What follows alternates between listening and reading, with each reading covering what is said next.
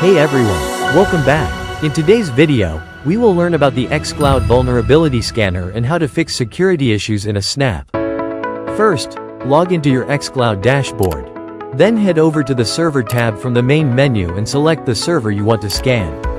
Next, in the left-hand navigation bar, click on Security to access the vulnerability feature. Now, all you have to do is toggle the option on and xCloud will start scanning your server for potential security vulnerabilities. To make things even easier, you can enable the auto-update option and select the sites where you want to automatically scan and update vulnerabilities without manual checks. Once you've selected, click Save Settings. Now, head back to your dashboard. Here, you'll find a button for vulnerable sites.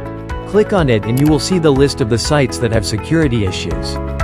Next, choose a site from the list and click on the Check Details button. You can even refresh the scan before you start to ensure you're working with the latest data. Here, you'll see a breakdown of the plugins or features that have issues.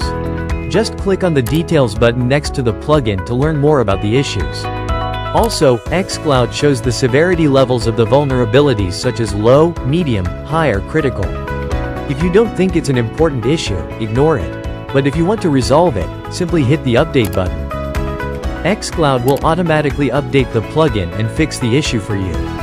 Just repeat this process for any other vulnerabilities you find. Once you've addressed all the issues, press the Refresh button again. If everything was fixed correctly, you'll see that no more security issues are showing up on the dashboard. And that's it. Thanks for watching. If you enjoyed this tutorial, give us a thumbs up and don't forget to like, share, and subscribe for more tutorials and tips.